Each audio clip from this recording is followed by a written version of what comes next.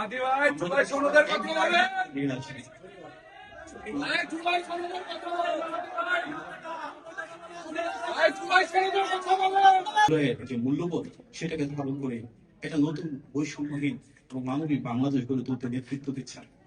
আমাদের এই পথ চলায় চ্যালেঞ্জ রয়েছে।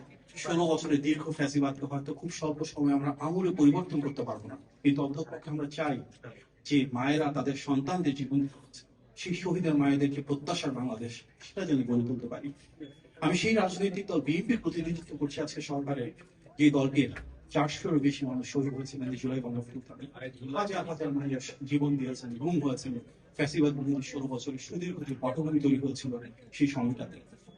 আমরা বিশ্বাস করি আমাদের যে মূল পরিচয়, আমরা বাংলাদেশের পক্ষে, বাংলাদেশ পন্থী রাজনীতি করতে চাই, বাংলাদেশ পন্থী নীতিমালা করতে চাই। সেখানে ফ্যাসিবাদের বিরুদ্ধে গণতান্ত্রিক ঐক্যকে ধারণ করা প্রতিটি মানুষকে আদি ভাই জুলাই সনদের কথা বলেন।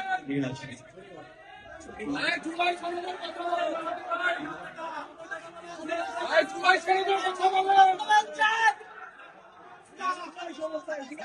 জুলাই সনদের কথা বলেন ভাই। ভাই জুলাই সনদের কথা বলেন আদি ভাই। এগুলো শুনতে চাই না।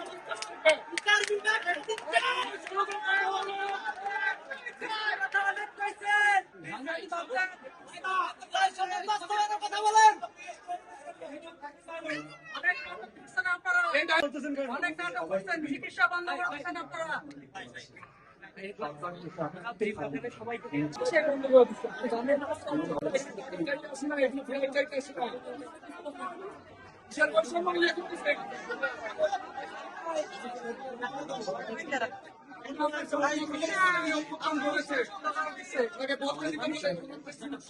মাথা উঠে রাখছে। আমাদের অবশ্যই সেই বিচার